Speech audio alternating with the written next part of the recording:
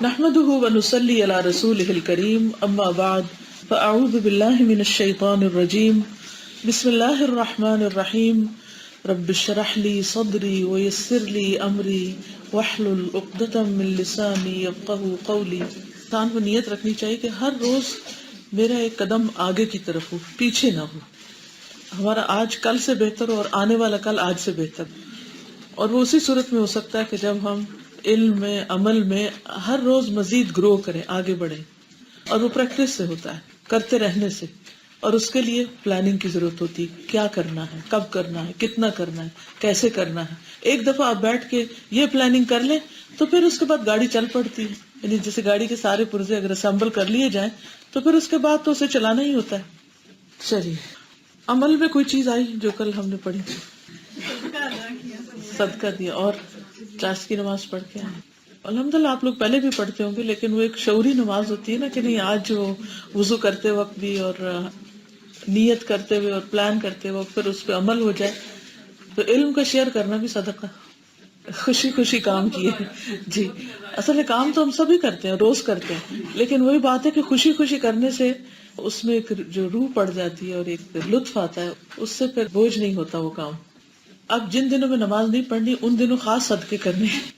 اور نبی صلی اللہ علیہ وسلم نے عورتوں کو جو صدقے کی تلقین کی اس کی بھی وجہ یہی بتائی ہے کہ ان کی نمازوں میں کمی ہو جاتی ہے. تو کمی تو ہوتی ہے نا بہرحال. چلیے، اللہ تعالیٰ ہم سب کو عمل کی توفیق دیتا رہے اور اس پر استقامت بھی عطا کرے اور ہماری نیتوں کو خالص کرے اور ہمارے دلوں کے جذبوں کو بلند رکھے. کیونکہ جذبے بلند ہوتے ہیں تو انسان کی ہمتیں پھر بلند ہوتی ہیں اور کام بھی بلند ہوتے ہیں. جب جذبے ماند پڑنے لگے تو پھر ڈکلائن شروع ہو جاتا ہے. اللہ تعالیٰ ہمیں توفیق دیتا رہے.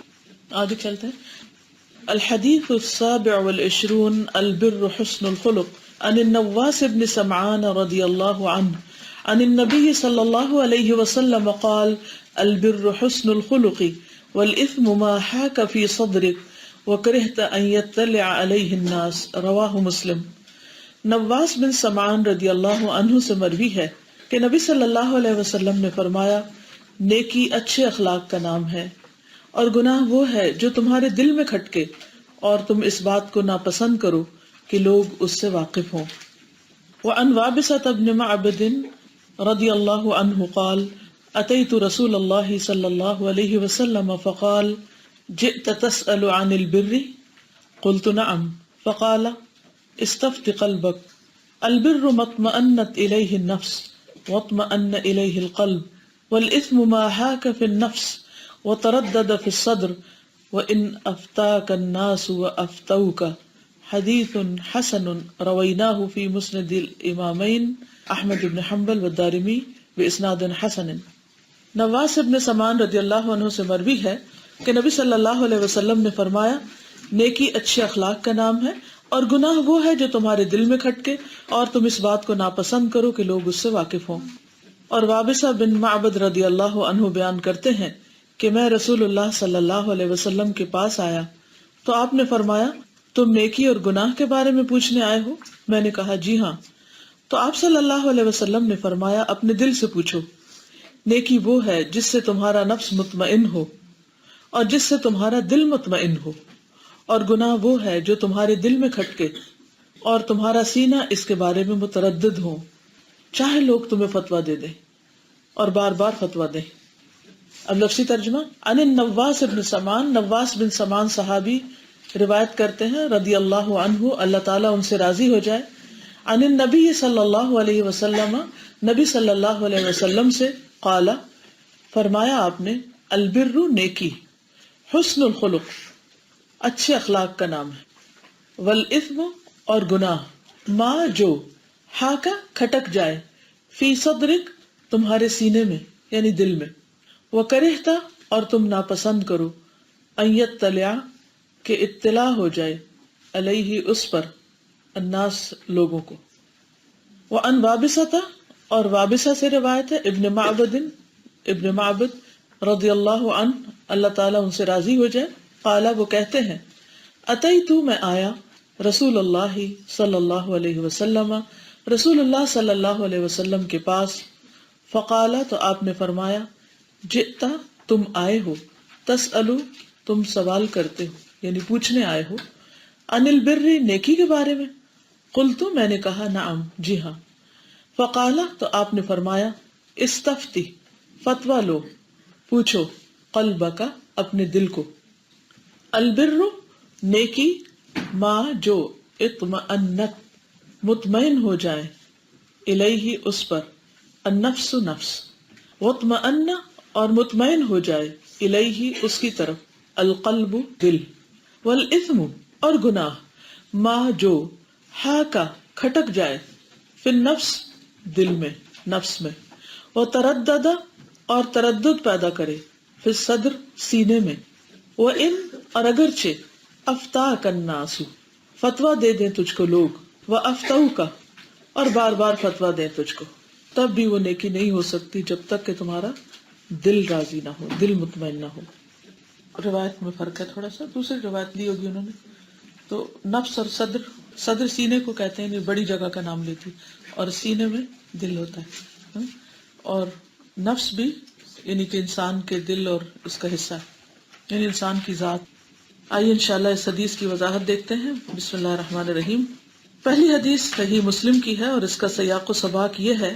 نواس ابن سمان کہتے ہیں کہ میں رسول اللہ صلی اللہ علیہ وسلم کے ساتھ مدینہ میں 1 سال تک ٹھہرا رہا, یعنی 1 سال تک جا کر آپ سے سیکھتے رہے, اور مجھے سوائے کوئی دینی مسائل پوچھنے کے کسی چیز نے ہجرت سے نہیں روکا تھا. یعنی وہ اپنے قبیلے میں واپس چلے گئے 1 سال کے بعد, وہاں نہیں رہے مدینہ میں. کیوں؟ اس لیے کہ ہم میں سے جب کوئی ہجرت کرتا تو وہ رسول اللہ صلی اللہ علیہ وسلم سے کسی چیز کے بارے میں سوال نہ کرتا تھا. مہاجرین کو سوال کی اجازت نہیں تھی. وہ کیوں؟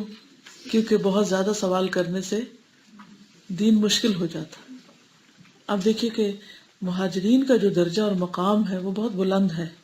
انہوں نے اسلام کی خاطر سب کچھ قربان کر دیا. ان کے سوال بھی کیسے ہوتے؟ جو عزیمت پر اور قربانی پر مبنی ہوتے. پھر اگر نبی صلی اللہ علیہ وسلم اس کے مطابق ان کو جواب دیتے تو وہ چیز ساری امت کے لیے عام ہو جاتی, تو اس میں کتنی مشکل ہوتی. تو اس میں بہت خیر تھی, بہت بھلائی تھی کہ انہیں سوال کی اجازت نہیں تھی. تو یہ سوال کرنا چاہتے تھے تو یہ کہتے ہیں میں نے پھر ہجرت نہیں کی کہ باہر سے آ کے سوال کر سکتے ہیں. تو میں نے آپ صلی اللہ علیہ وسلم سے نیکی اور گناہ کے بارے میں سوال کیا تو رسول اللہ صلی اللہ علیہ وسلم نے فرمایا نیکی اچھے اخلاق کا نام ہے اور گناہ وہ ہوتا ہے جو تمہارے دل میں کھٹکے اور تم اس بات کو ناپسند کرو کہ لوگ اس سے واقف ہوں. جہاں تک سوال کرنے کا تعلق ہے وہ یہ کہ سوال سے بہت سی چیزیں واضح بھی ہوتی ہیں, لیکن ڈپینڈ کرتا ہے کہ سوال کرنے والا خود کتنا عقل مند ہے اور وہ کس چیز کے بارے میں سوال کر رہا ہے. کیا وہ سوال واقعی سوال ہے یا صرف کچھ بکھرے ہوئے خیالات ہیں یا کنفیوژن ہیں جن کی وجہ سے وہ ایک پریشانی میں مبتلا ہے اور اس بنا پر وہ سوال پہ سوال کیے جا رہا ہے. عمل کے کوئی ارادہ نہیں, نیت نہیں, کوئی ضرورت نہیں, یا کوئی خاص وقتی کسی چیز سے تاثر لے کے یعنی سوال کر رہا ہے. تو آپ نے دیکھا ہوگا کہ سوال کے بھی درجے ہوتے ہیں اور ہر شخص کا سوال اس کی عقل اور سمجھ کے مطابق ہوتا ہے. پھر بعض اوقات یہ بھی ہوتا ہے کہ جب سوال بہت زیادہ کیے جائیں تو انسان عمل سے دور ہو جاتا ہے اور بحث مباحثے کا ہی بس شکار ہو جاتا ہے. بعض اوقات قبل از وقت سوال کرنے سے جبکہ علم پختہ نہ ہوا ہو تو اس سے وقت کا ضیاع بھی ہوتا ہے. تو علم حاصل کرنے کے لیے پہلا درجہ کیا ہے؟ سماعت, سننا, جاننا, کہ ایک عرصے تک انسان سنتا رہے, سمجھتا رہے, کیونکہ بہت سی چیزوں کے جواب علم سیکھنے سے ملتے چلے جاتے, خود ہی ملتے چلے جاتے, سوال کی ضرورت نہیں ہوتی. اور ایک چیز جب آگے آ ہی رہی ہو تو وقت سے پہلے سوال کرنے سے جو وقت ضائع بھی ہو جاتا ہے, اور وہ چیز جو آگے وقت پر آنی چاہیے جب وہ وقت سے پہلے بتائی جاتی ہے تو وہ پوری طرح سمجھ میں بھی نہیں آتی, وہ دل میں بھی نہیں اترتی, اس پر عمل بھی نہیں ہوتا. تو وہ علم بھی انسان کے لیے وزر بن جاتا ہے جس پر عمل کا ارادہ نہ ہو, عمل کر ہی نہ سکتا ہو انسان. اسلام میں علم حاصل کرنے کا سب سے پہلا اور اہم مقصد کیا ہے؟ عمل ہو. جاننا کس لیے؟ تاکہ انسان اپنی زندگی میں تبدیلی لا سکے. تو آئیے دیکھتے ہیں کہ اس حدیث میں جو سوال کے انداز میں جواب دیا گیا ہے اس سے ہماری زندگی میں سیکھنے کے لیے کیا کچھ ہے. سب سے پہلی چیز یہ کہ نیکی کیا ہے. ہم میں سے ہر شخص نیکی کرنے کا شوقین ہوتا ہے، لیکن نیکی کا ایک ایسا معیار یہاں دے دیا گیا ہے کہ جس میں انسان نیکی باہر نہیں اپنے اندر تلاش کرے کہ اس کو دل کیا کہتا ہے، وہ خود کیا سوچتا ہے. اور جہاں تک حقیقی نیکی کا تعلق ہے، قرآن مجید میں بھی ذکر آیا نا کہ وَتَعَاوَنُوا عَلَى الْبِرِّ، نیکی پر تعاون کرو، وَالتَّقْوَى، اور تقوی پر تعاون کرو. پھر اسی طرح لَيْسَ الْبِرَّ أَن تُوَلُّوا وُجُوهَكُمْ قِبَلَ الْمَشْرِقِ وَالْمَغْرِبِ. تو نیکی یا بر ہر وہ چیز ہے جس کا اللہ تعالیٰ نے قرآن کریم میں ذکر کرتے ہوئے فرمایا کہ اس پر ایک دوسرے کے ساتھ تعاون کرو، اور اگر دیکھا جائے تو اس سے مراد ہوتی ہے خیر کثیر. کہتے ہیں نا لن تنالوا البر حتی تنفقوا مما تحبون، تو یعنی لفظی معنی کیا ہے؟ خیر کثیر، ایسی چیز جس میں بہت بھلائی ہو. لیکن یہ بھی دیکھا جائے گا کہ وہ اللہ سبحانہ وتعالیٰ کے نزدیک خیر ہو، قرآن و سنت کی روشنی میں خیر ہو، بھلائی ہو. اور یہاں پر جو کہا گیا کہ البر حسن الخلق، کہ نیکی حسن اخلاق ہے، دوسروں کے ساتھ اچھا سلوک کرنا.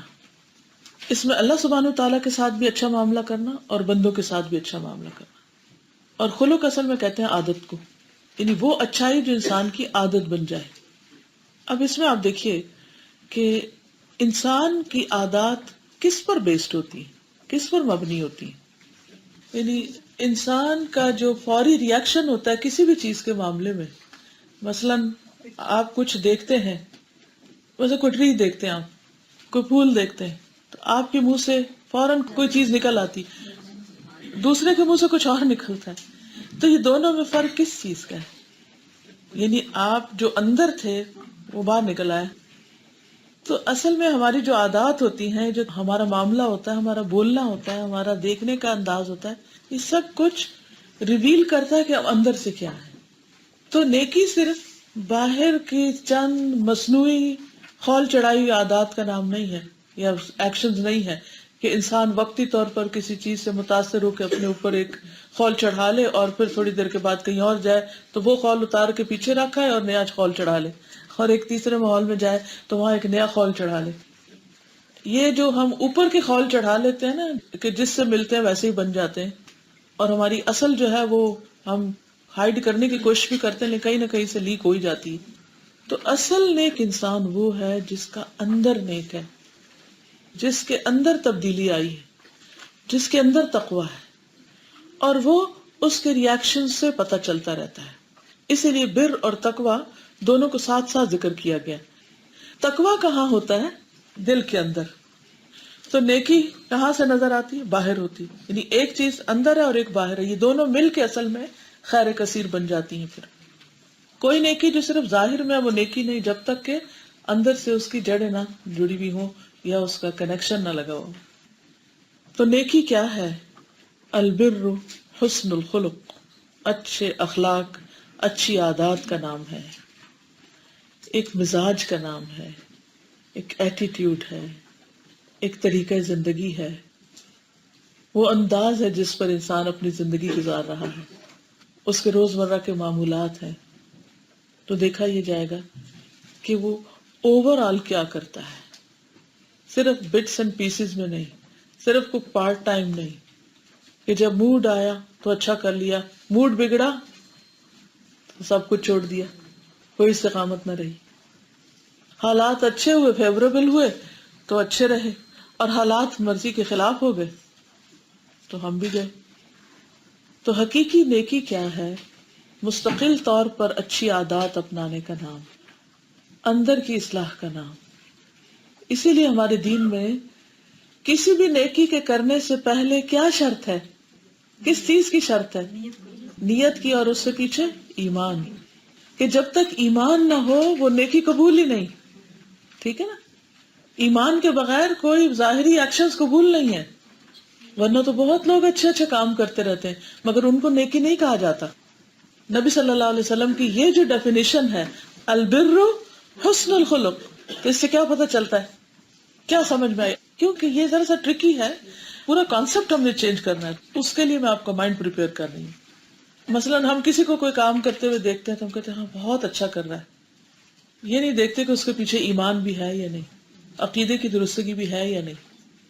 تو کسی بھی نیک عمل کے نیک ہونے کی بنیاد یہ نہیں کہ آپ صرف اوپر اوپر سے کوئی چیز اچھی کر رہے ہیں، یعنی کوٹنگ کی ہوئی ہے یا کورنگ کی ہوئی ہے یا وقتی طور پر ایک خاص ماحول کے اندر کر رہے ہیں. نہیں، اگر آپ واقعی اچھے ہیں تو پھر آپ کہیں بھی ہوں گے تو آپ اچھے ہی ہوں گے، اور آپ ہر ایک کے ساتھ اچھے ہوں گے.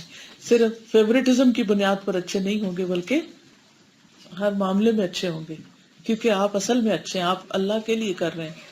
ہمارے دین میں اچھے اخلاق کی جو پہچان ہے اس کی بنیاد میں ایمان ہے، کیونکہ کسی بھی درخت کو مستقل طور پر پھول نہیں لگ سکتے جب تک اس کی جڑیں زمین کے اندر گڑی ہوئی نہ ہو، مضبوط بنیاد نہ ہو. آپ نے دیکھا ہوگا کہ بعض اوقات ہم کیا کرتے ہیں، اچھے اچھے فلاورز کا بوکے لا کے لگا دیتے ہیں کس میں، کسی واز میں. کچھ دن تک تو وہ خوب خوبصورت لگتا ہے، لیکن پھر کیا ہوتا ہے کچھ عرصے کے بعد وہ کیوں مرجھا گیا، وہ کیوں ختم ہو گیا؟ کیونکہ بنیاد نہیں تھی. اوپر سے خوبصورتی تھی، بنیاد مضبوط نہیں تھی، چل گیا، ختم ہو گیا. لیکن جو پھول درختوں پر لگتے ہیں وہ بھی گرتے ہیں، ان کے اوپر بھی ایک ایسا وقت آتا ہے کہ وہ چلے جاتے ہیں، لیکن کچھ عرصے کے بعد دوبارہ اٹھاتے ہیں. تو یہ تو ہو سکتا ہے کہ مومن کے اوپر ایک وقت اس کی انرجی زیادہ ہے یا اس کے حالات فیوریبل ہیں تو وہ خوب بلوم کر رہا ہے، دوسرے وقت میں وہ تھک گیا ہے، بیمار ہے یا کچھ اور ہے تو تھوڑا سا وہ اس پہ خزاں آ گئی ہے، لیکن اس کی چونکہ جڑیں مضبوط ہیں اس لیے وہ دوبارہ پھلے پھولے گا. یہی چیز انسان کے اندر امید رکھتی ہے، لیکن اگر جڑیں نہیں ہیں تو دوبارہ نہیں پھل پھول سکتا. اس لیے ہم سب کو نیکی کرنے کے لیے سب سے پہلے کیا کرنے کی ضرورت ہے؟ بنیاد مضبوط کرنے کی ضرورت ہے، جڑ مضبوط کرنے کی ضرورت ہے. کہ ہم کوئی بھی کام کیوں کر رہے ہیں، کیا کسی وقتی جذبے سے متاثر ہو کر، کسی کی باتوں میں آ کر، ہمارے دل کو کوئی چیز بڑی اچھی لگی اس لیے، یا واقعی سوچ سمجھ کر؟ کیونکہ اگر سوچ سمجھ کر کریں گے تو پھر کیسے بھی حالات ہوں گے. مثلاً آپ نے دیکھا ہوگا کہ سردیوں میں برف بھی پڑتی ہے درختوں پر، اور سخت قسم کی ٹھنڈی ہوائیں بھی چلتی ہیں اور بارشیں بھی پڑتی ہیں اور بعض اوقات طوفان آتے ہیں، لیکن ایسے درخت سروائیو کر جاتے ہیں. جو ہی موافق فضا آتی ہے پھر پھل پھول جاتے ہیں.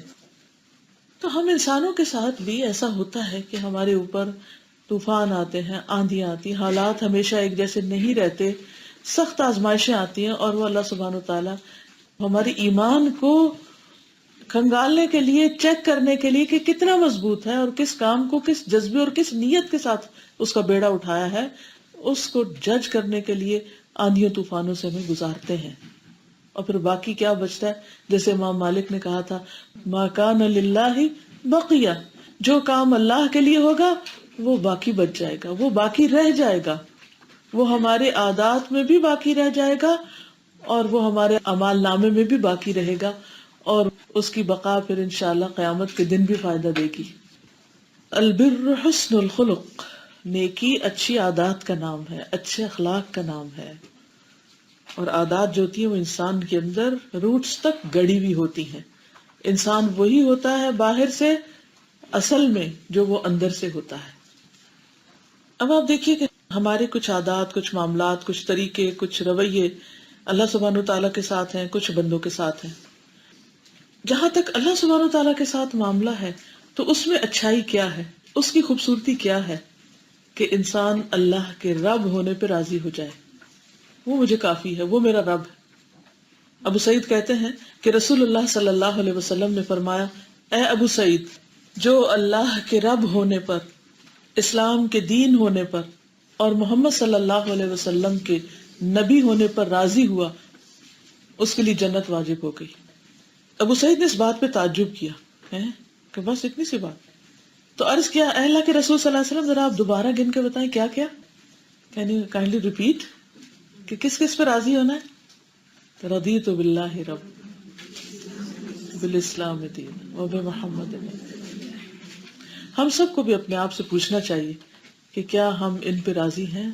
کیا اللہ کے رب ہونے پہ راضی ہیں؟ کیا اسلام کے اختیار کرنے پر کہ وہی ہمارا دین ہے، کچھ اور نہیں، راضی ہیں، یا شک کا معاملہ ہے، یا مجبوری ہے، یا کچھ اور. اور اس کو بھی آپ اپنے بچوں سے بھی پوچھ سکتے ہیں کہ کیا تم اس بات سے خوش ہو کہ تم مسلمان ہو؟ ضرور پوچھیے گا جا کر، کیونکہ جب تک اسلام کو بطور دین ہم پسند نہیں کرتے جیسے اللہ تعالیٰ نے پسند کیا، وَرَضِيتُ لَكُمُ الْإِسْلَامَ دِينًا، یہ اللہ کی پسند ہے نا.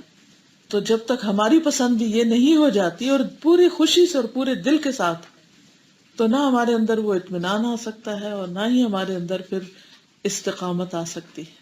اور پھر how can we feel proud of Islam, اور دین ایز اے دین؟ وہ چیز نہیں آئے گی. اور ایک دفعہ راضی ہو گئے نا کہ ہاں یہ ہم نے پورے دل و جان سے ایکسپٹ کر لیا، تو پھر اس کے لیے کوئی بھی قربانی دینے کو تیار ہے، کیونکہ پھر وہ ہماری اپنی چوائس ہے نا. تو جس چیز کو ہم پسند کر کے چنتے ہیں پھر اس پہ جم جاتے ہیں، اور جو کسی وقتی جذبے کے تحت ہم اختیار کرتے ہیں اس پہ جمتے نہیں. یہی وجہ ہے کہ بہت سے لوگ مختلف چیزیں کرتے رہتے ہیں، کبھی یہ کر لے کبھی وہ کر لے کبھی، کیونکہ ایک کام میں چین ہی نہیں ان کو. کیوں نہیں چین؟ کیوں نہیں چین؟ وجہ کیا ہے؟ کیونکہ وہ دین پر راضی نہیں نا، راضی نہیں دین پر. تو اگر راضی ہوتے تو پھر دین پر عمل کرنے، دین کو پروموٹ کرنے میں کچھ بھی رکاوٹ ہے، کچھ بھی مشکل ہے، کچھ مشکل نہیں، تو کرنا ہی کرنا ہے، اس کے بغیر کیا آپشن ہے؟ کچھ بھی نہیں.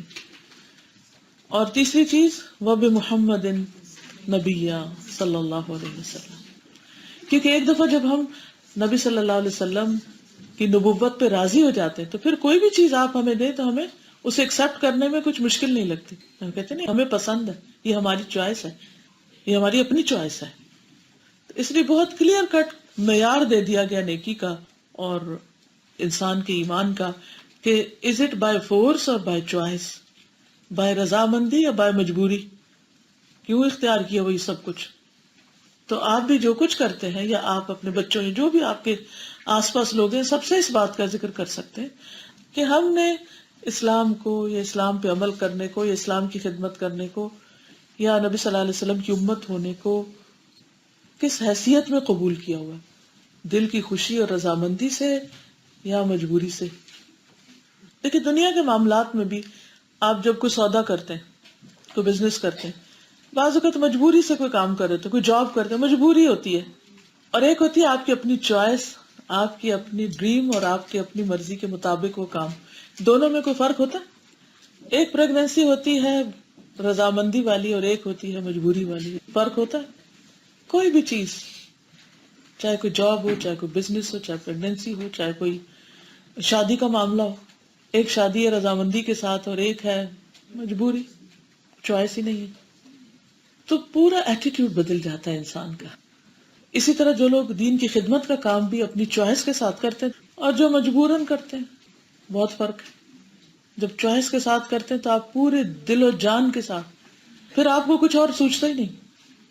اور اگر مجبوراً کہ اب کیا کہیں گے لوگ یا پھر کیا ہوگا یا اب کرنا ہی ہے، پھر وہ لطف نہیں آتا، اس میں حسن نہیں آتا. تو حسن الخلق، خوبصورت اخلاق، خوبصورت رویہ اسی وقت ہوتا ہے، کسی بھی چیز میں خوبصورتی اس وقت آتی ہے جب اس کو دل و جان کے ساتھ لیا جائے، اپنی چوائس کے ساتھ لیا جائے. تو یہ سوال آپ کو اپنے آپ سے پوچھنا ہے کہ میں اسلام کو ایک بوجھ کے طور پہ اٹھائے ہوئے ہوں یا پھر اپنی چوائس کے ساتھ لیے ہوئے. اب دیکھیے کہ جو لوگ بائی برتھ مسلمان ہوتے ہیں ان کا اسلام اور جو لوگ بائی چوائس مسلمان ہوتے ہیں، ایکسپٹ کرتے ہیں، ان میں کوئی فرق ہوتا ہے؟ بعض اوقات وہ کتنے آگے نکل جاتے ہیں اور کسی چیز سے نہیں ڈرتے، لا یخافون لومۃ لائم، اور آگے نکلتے چلے جاتے ہیں. اور اس کے برعکس وہ لوگ جو اس لیے مسلمان ہے کہ مجھے مسلمان ہونا پڑ رہا ہے کیونکہ ماں باپ ماریں گے اگر نہیں مسلمان بنیں گے، یا اللہ تعالیٰ سے تھوڑا بہت ڈر لگا تو کہا چلو ٹھیک ہے، یہی اسی میں کمفرٹیبل ہے کیونکہ ہمارے انوائرمنٹ میں سارے یہی کرتے ہیں تو ہم بھی یہی کر لیتے ہیں. تو ہمیشہ انسان کو کوئی بھی چیز کرنے سے پہلے اچھی طرح سوچ سمجھ لینا چاہیے، اور سوچ سمجھ کے ایک دفعہ جب کہا قل آمنت باللہ ثم استقم، تو پھر انسان جم جائے، بس ٹھک جائے اس پر. آندھی ہو، طوفان ہو، سردی کا موسم ہو، سخت گرمی ہو، جم جائے. پھر جب ہم اللہ کے رب ہونے پہ راضی ہو جاتے ہیں تو اس کے بعد اللہ تعالیٰ کے احکام ماننے میں کوئی تنگی نہیں رہتی، انسان کا دل تنگ نہیں ہوتا، چاہے نماز کا وقت ہو، روزہ ہو، زکوٰۃ ہو، کھلے دل سے سب کچھ کرنا. تو اپنے آپ سے سوال کیجئے کہ جب نماز کا وقت آتا ہے تو میرے دل کا حال کیا ہوتا ہے. اچھی سے پڑھتی ہوں، خوشی سے پڑھتی ہوں، حسن لانا نا، حسن اخلاق، حسن معاملہ، یا بوجھ سمجھ، انجوائے کرتی ہوں یا نہیں، ٹھنڈک ملتی ہے یا نہیں. اسی طرح روزے آ رہے ہیں، دل کا حال کیا ہے، انتظار ہے کہ الحمدللہ شکر ہے کہ ایک ماحول ہوگا اور ایک نیکیوں کا زیادہ موقع ہوگا، یا کتنے گھنٹے کا ہوگا. پریشانی کی کیا ضرورت ہے؟ میں سوچتی ہوں ہر سال رکھتے ہی ہے نا، وہ کئی سالوں سے یہی ہوتا ہے. اور پھر اللہ تعالیٰ اس کا آلٹرنیٹ بھی دیتے ہیں، سردیوں میں بہت ہی چھوٹے بھی ہو جاتے ہیں. پھر یعنی آپ زندگی کا ایک عرصہ ایک جگہ پر رہتے ہیں تو وہ اللہ سبحانہ و تعالیٰ ظلم نہیں کرتا، وہ بیلنس کر دیتا ہے. کبھی زیادہ لمبا رکھنا پڑتا ہے، کبھی چھوٹا رکھنا پڑتا ہے. جب چھوٹا ہوتا ہے تو ہم کبھی نہیں کہتے کہ چھوٹا کیوں ہے، لیکن لمبا ہو تو ہم اعتراض کرنے لگتے تو یا ڈرنے لگتے. ٹھیک ہے، ایک انسان ہے، قدرتی طور پر ایسی چیزیں ذہن میں آتی، شیطان بھی خوف ڈالتا ہے، لیکن پھر بھی خوش رہنا چاہیے اور خوشی سے ایکسپٹ کرنا چاہیے، کیونکہ جتنی دیر روزے سے رہیں گے اتنا ہی اجر بھی تو زیادہ ہوگا نا. اور پھر اسی طرح زکوٰۃ کو بوجھ سمجھ کے ادا کرنا، اوہ پھر ڈیو ہے، اللہ اتنا نکالنا پڑے گا اور اس سے بہتر ہے میں سونا ہی نکال دوں، اور اس سے بہتر ہے نہیں، خوشی سے، کیونکہ اس پر اجر ہے. تو حسن الخلق، اچھی طرح معاملہ کرنا. پھر اسی طرح وضو وغیرہ ہے، رکوع ہے، سجدہ ہے. یہ جو آپ کو رکوع اور سجدے کی دعائیں سکھائی جا رہی ہیں، اس کا بھی یہی مقصد ہے، تاکہ رکوع میں اور خوبصورتی آ جائے، سجدے میں اور خوبصورتی آ جائے، زیادہ ذکر ہو جائے. ورنہ جب تھوڑا سا کرتے ہیں اور بے روح قسم کا کرتے ہیں تو بس ہل جل ہی ہوتی ہے نماز میں، اوپر نیچے ہی ہو رہے ہوتے. ورنہ انسان تھوڑی دیر جم کے خوبصورتی کے ساتھ کرتا ہے تو اس کے بعد ایک اطمینان بھی نصیب ہوتا ہے نماز کے. رسول اللہ صلی اللہ علیہ وسلم نے فرمایا 5 باتیں ہیں جو ان کو ایمان کے ساتھ بجا لایا جنت میں داخل ہوگا. جس نے 5 نمازوں کی حفاظت کی، ان کے وضو، رکوع اور سجود اور اوقات کے ساتھ، رمضان کے روزے رکھے، بیت اللہ کا حج کیا اگر زاد راہ کی طاقت ہو، اور خوش دلی کے ساتھ زکوٰۃ دی. اچھا، نماز میں آپ دیکھیے کہ نمازوں کی حفاظت، وضو، رکوع اور سجود، 3 چیزیں بیان کی گئی. کیونکہ ایک حدیث سے ہمیں یہ پتہ چلتا ہے کہ نماز کی 3 تہائیاں ہیں. نماز 3 حصوں میں، 1/3 طہارت، 1/3 رکوع اور 1/3 سجود. یعنی یہ اہم ترین چیزیں. کھڑے ہونا تو کھڑے ہونا ہی ہے، لیکن اگر رکوع ٹھیک نہیں کیا، سجدہ ٹھیک سے ادا نہیں کیا تو نماز نہیں ہوئی. کیونکہ ایک حدیث میں آتا ہے، نبی صلی اللہ علیہ وسلم فرمایا کہ ایک شخص 60 سال تک نمازیں پڑھتا رہتا ہے لیکن اس کی نمازیں قبول نہیں ہوتی، شاید اس کے رکوع اور سجدے مکمل نہیں ہوتے. اور بدترین چوری نماز کی چوری. تو اس لیے اس چیز کے بارے میں بہت محتاط ہونا چاہیے کہ ہمارا رکوع اور سجدہ کس قسم کا ہے. باقی تو پھر آپ دیکھیے بیٹھنا اور کھڑا ہونا ہی ہے نا، قیام ہے اور نیچے اتحیات میں بیٹھے ہیں، لیکن عبادت کا اصل جسر جو ہے یا اصل جو اظہار ہے وہ انسان کے جھکنے میں ہے. عبادت میں تعظیم اور محبت دونوں ہیں، اور تعظیم کا اظہار رکوع اور سجدے میں ہوتا ہے، اللہ کی بڑائی. اسی لیے ہم کیا کہتے ہیں؟ سبحان ربی العظیم. اور اللہ سبحانہ تعالیٰ کی تعریف کرتے ہیں، اس کی تسبیح بیان کرتے ہیں حمد کے ساتھ. تو اللہ سبحانہ تعالیٰ کے ساتھ اچھا معاملہ کیا کہ جو ہم اس کے حقوق ادا کرتے ہیں، یعنی نماز کی شکل میں یا دیگر فرائض کی شکل میں، ان میں خوبصورتی لائیں. اور وہ خوبصورتی نبی صلی اللہ علیہ وسلم کی سنت پر عمل کر کے ہی ہو سکتی ہے. پھر یہ ہے کہ ان عبادات کے کرنے کے بعد اطمینان ہوتا ہے کہ نہیں، کیونکہ البر حسن الخلق، اور پھر جس سے دل میں اطمینان آئے. کیونکہ اس کے اپوزٹ کیا بتا، والاثم ما حاک فی نفسک. اگر نماز پڑھ کے دل میں بےچینی آ رہی ہے، روزہ رکھ کے دل میں پریشانی آ رہی ہے، زکوٰۃ دے کے دل میں تنگی آ رہی ہے، حج کر کے آپ تھکن سے ہی چور ہیں اور اسی کے شکوہ گلا کر رہے ہیں، تو پھر خوبصورت تو نہ ہوا نا کچھ بھی، حسن و خلق تو نہ ہوا. تو عبادت کے بعد دل کے اندر ایک اطمینان بھی آنا چاہیے کہ شکر ہے یہ ادا ہو گئی اور اللہ تعالیٰ اس کو قبول کر لے. عبداللہ بن محمد کہتے ہیں کہ میں اور میرے والد انصاریوں میں ہمارے سسرالیوں کے ہاں عیادت کے لیے گئے تو نماز کا وقت ہو گیا. تو اس نے اپنے گھر والوں میں سے کسی کو کہا، اے لڑکی وضو کے لیے پانی لاؤ، شاید میں نماز پڑھ لوں تو راحت پاؤں.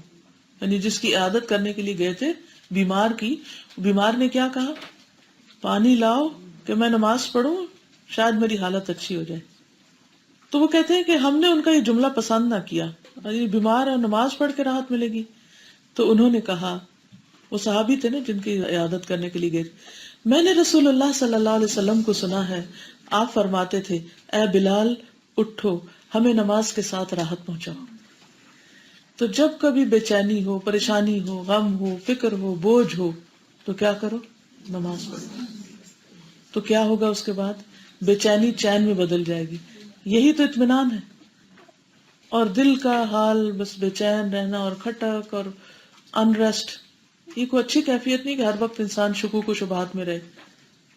پھر اسی طرح اللہ کے فیصلوں پر راضی رہنا، یہ بھی اللہ سے اچھے معاملے کی دلیل ہے کہ زندگی میں بہت ساری چیزیں ہماری ایسی آتی ہیں کہ جو ہماری پسند کی نہیں ہوتی، ہمیں اچھی نہیں لگتی، لیکن ان میں بھی خیر ہوتی ہے اور وہ اللہ کا فیصلہ ہوتا ہے، اور اس کو اٹھانا یا اسے گوارا کرنا بڑا ہی ایک بوجھل سا ہوتا ہے نا۔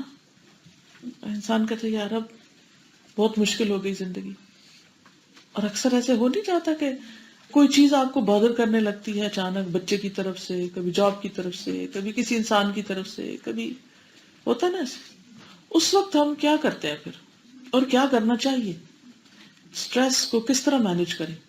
سٹریسز آتے ہیں نا ہر وقت ہم پر، تو سٹریس مینجمنٹ آنی چاہیے اسلام کے پرسپیکٹو میں۔ کیا سوچیں اور کیا کریں؟ پہلی سوچ کہ اس میں بھی خیر ہے، یہ جو اس شخص نے رویہ اختیار کیا اس میں بھی کوئی خیر ہوگی جو مجھے نظر نہیں آ رہی اور میرے لیے تکلیف دہ ہے، لیکن اس میں بھی خیر ہے۔ کیونکہ ہر روز ہمیں کسی نہ کسی کی طرف سے کوئی ایسی بات پہنچتی ہے کہ جس میں ہمیں وقتی طور پر بڑی تکلیف بھی ہوتی ہے، ہم ہرٹ بھی ہوتے ہیں، چاہے اس شخص کا ہمیں ہرٹ کرنے کا ارادہ ہو یا نہ ہو، ہم ہو جاتے ہیں۔ کیونکہ اللہ کے فیصلوں پر راضی ہونا یہ حسن خلق ہے اللہ کے ساتھ، ورنہ تو کہ یہ کیوں ہو گیا، کیوں کیا اللہ آپ نے ایسے، میں تو یہ ایسے نہیں چاہتا تھا، یہ بہت مشکل ہے۔ کئی دفعہ ایسا نہیں ہوتا کہ گھر والوں میں سے کوئی بلا وجہ ہی غصہ کرنے لگتا ہے کہ کوئی وجہ نہیں ہوتی اور آپ کا کوئی قصور نہیں ہوتا نا ایسے؟ وہ صبر تو بعد کی بات ہے نا، اور صبر بھی صدمے کے پہلی چوٹ پہ ہوتا ہے، یہ نہیں کہ جب چوٹ ٹھنڈی ہو جائے پھر ہم صبر کریں، وہ تو اس نے ٹھنڈے ہو ہی جانا ہے آہستہ آہستہ، ٹھیک ہے؟ پتہ کیا ہوتا ہے، ان میں بھی کوئی خرابی نہیں ہوتی، وہ شیطان ان کے پیچھے لگ جاتا ہے، وہ کہتے ہیں ان کو پریشان کرو، یہ قرآن پڑھ کے بہت خوش ہونے لگ گئی ہیں، ان کو چین سے کیسے پڑھنے دینا۔ یعنی جب شیطان آپ سے مایوس ہوتا ہے نا تو پھر وہ دوسروں کے پیچھے لگ کے ان سے آپ کو پریشان کرواتا ہے، کہیں نہ کہیں کوئی نہ کوئی شوشہ چھوڑے رکھتا ہے۔ کبھی آپ صبح اٹھیں گے تو بچہ ری کر رہا ہے کہ اسکول نہیں جانا ہے، کیا ری ایکشن ہوتا ہے آپ کا؟ ایک دم غصے میں، خبردار چاہیے کہا، یہ نہیں میں سننا چاہتی، جانا ہے تم نے۔ کبھی ہسبینڈ آ کے ایک دم کوئی فیصلہ سنا دیتے ہیں، میں وہ بزنس بیچ رہا ہوں، میں نے مکان سیل پہ لگا دی، 1 ہفتے بعد پاکستان جانا ہوگا، سیٹ بک کرا دی میں نے۔ اکثر ایسے فیصلے گھروں میں ہو جاتے ہیں نا کہ آپ سے مشورہ کیے بغیر ہی کوئی آپ پہ آ کے اعلان کر دیتا کہ بس یہ ہونے لگا ہے بس، and you have to accept it۔ اس وقت کیا ہوتا ہے، آپ ہوش میں آتے کیا میرا تو ابھی یہ اور یہ اور یہ کام بھی رہتا ہے، I can't afford۔ اور پھر اس کے بعد سے جب تک وہ کام آپ کرتے ہیں یا نہیں کرتے، وہ لڑائی جھگڑے اور وہ باتیں اور وہ انگزائٹیز اور پتہ نہیں کیا سے کیا۔ تو ایسی صورت میں کوئی بھی اپنی مرضی کے خلاف، بری میں اس لیے نہیں کہوں گی کیونکہ اس میں برائی نہیں ہوتی، بازو کوئی بھی اپنی مرضی کے خلاف خبر سن کے، اپنی مرضی کے خلاف کوئی فیصلہ دیکھ کے، پھر ہم کیا سوچتے اور کیا سوچنا چاہیے۔ تو ہمیں اس بات کی پریکٹس کرنی ہے کہ کوئی بھی چیز، کیونکہ ہونا تو وہ ہے جو اللہ کو منظور ہے، ضروری نہیں کہ جس کسی نے کوئی فیصلہ کر دیا ایسا وہ ویسا ہی ہو جائے، کوئی ہمارے لیے برا چاہتا تو برا ہی ہو جائے، یا کوئی اچھا چاہتا تو اچھا ہی ہو جائے، لیکن جو ہی آپ ایسی کوئی بات سنتے ہیں تو فوری طور پر آپ کو کیا سوچنا چاہیے، اچھا دیکھتے ہیں اس میں بھی کچھ خیر ہی ہوگی، اچھا چلیں دیکھتے ہیں، ایک دم نیگیٹو ریئیکشن نہیں کریں، معاملہ اچھا رکھیں، رویہ اچھا رکھیں۔ یہ جو بھڑک اٹھنا ہوتا ہے نا اور بد اخلاقی اور بدتمیزی، یہ ٹھیک نہیں ہے، یہ ناپسندیدہ ہے، اور کسی صورت میں بھی درست نہیں۔ بس فوراً ذکر شروع کر دینا چاہیے، حسبی اللہ و نعم الوکیل علیہ توکلت و الیہ انیب، اور اس طرح کے ذکر کرنے شروع کر دینے چاہیے۔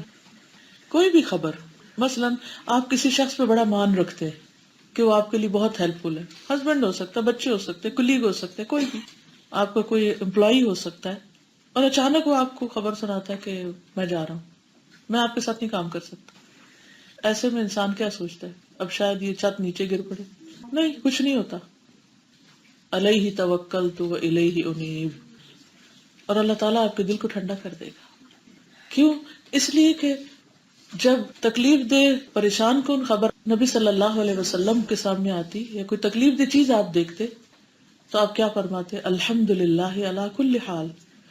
اور جب کوئی نعمت پاتے تو فرماتے الحمدللہ بنعمتہ تتم الصالحات. الحمدللہ علی کل حال یعنی ہر حال میں اللہ کا شکر ہے، اس حال میں بھی اور اس میں بھی، اور اسی کے فضل سے، اسی کی نعمت سے ہی نیک کام انجام پاتے ہیں. وہ توفیق دے گا تو اس نے دی تو تبھی ہوا.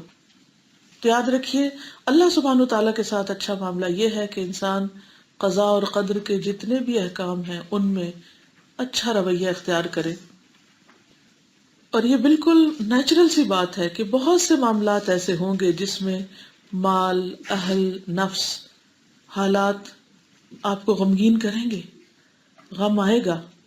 لیکن اگر آپ اس کو ایکسپٹ کر لیں کہ یہ اللہ کا کوئی فیصلہ ہے اور اللہ تعالیٰ وہ جانتا ہے جو میں نہیں جانتی، تو آپ سکون میں آ جائیں. مثلا آپ کو کہیں پہنچنا ہے اور آپ تیزی میں جلدی گاڑی چلا رہے لیکن کسی وجہ سے راستے میں لائٹس زیادہ آ رہی ہیں یا کوئی اور چیز آ رہی ہے، تو آپ کا ریئیکشن اس وقت کیا ہوتا ہے؟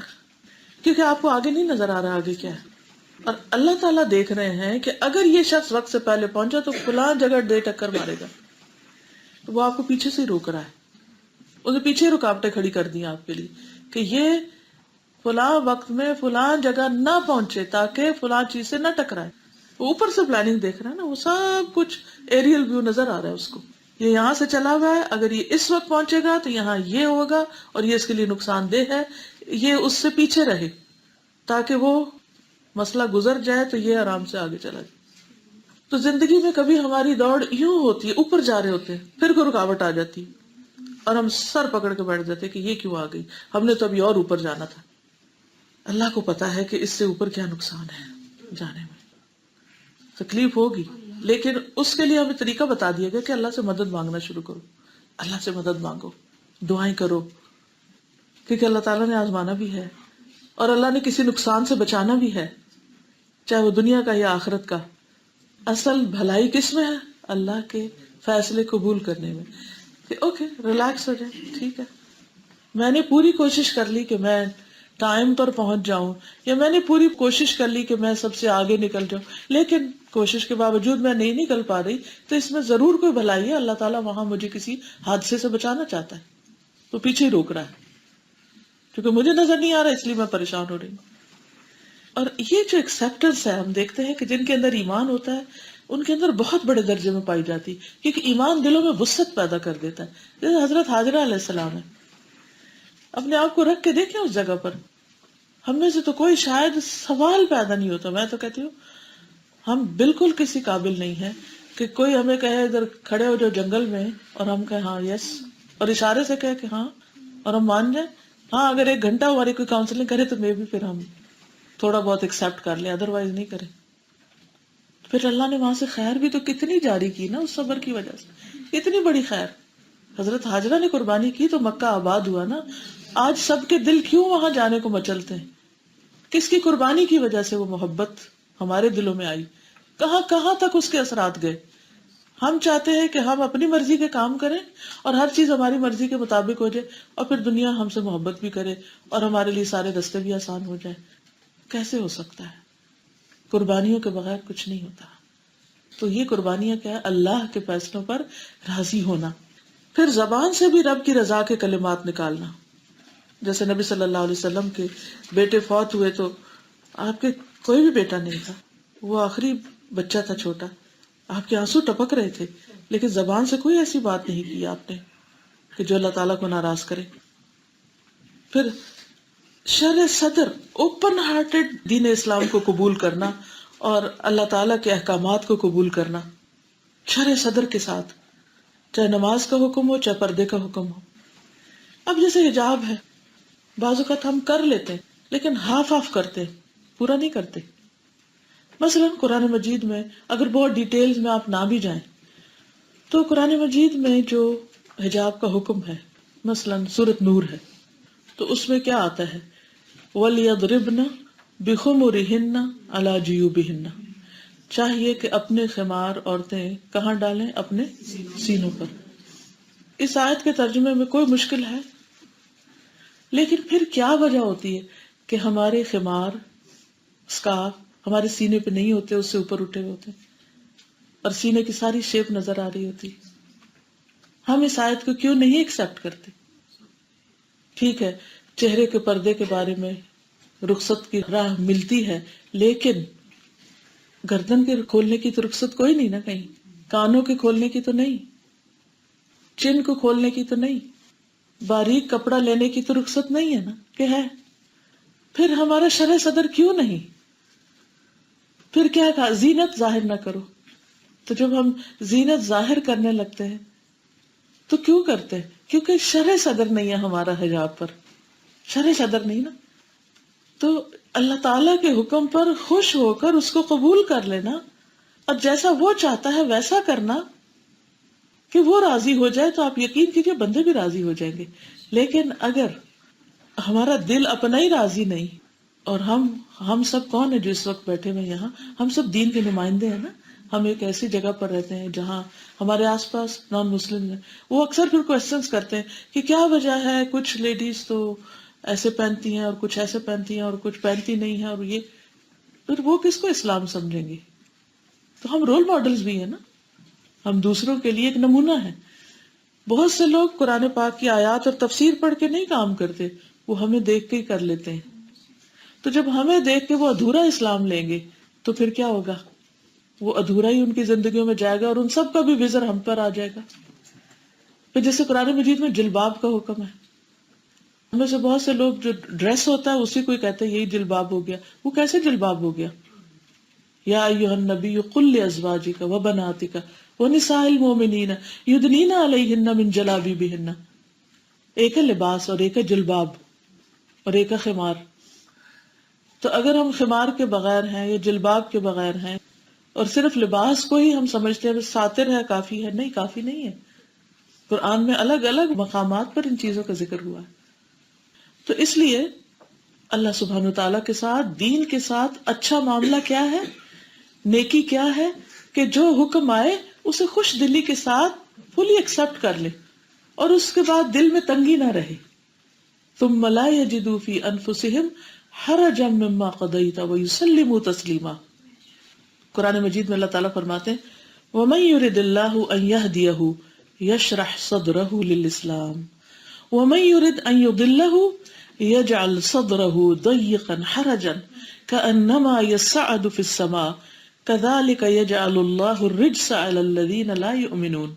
سورۃ الانعام 125۔ جس شخص کو اللہ تعالیٰ ہدایت دینا چاہے اس کا سینہ اسلام کے لیے کھول دیتا ہے، اس کے لیے کوئی کمپلیکس نہیں رہتا، اندر کوئی کانفلکٹس نہیں ہوتے اس کے اندر۔ اللہ کا حکم مان لیا، رسول اللہ صلی اللہ علیہ وسلم کا حکم مان لیا، کیا مشکل ہے؟ کوئی مشکل نہیں۔ اور جس کو گمراہی پر ہی رکھنے کا ارادہ فرماتا ہے اس کا سینہ شدید گھٹن کے ساتھ تنگ کر دیتا ہے، گویا کہ وہ بڑی دقت سے بلندی کی طرف چڑھ رہا ہو، پہاڑ چڑھ رہا ہو۔ اس کے لیے دین پر عمل کرنا ایسا ہے جیسے پہاڑ پہ چڑھنا۔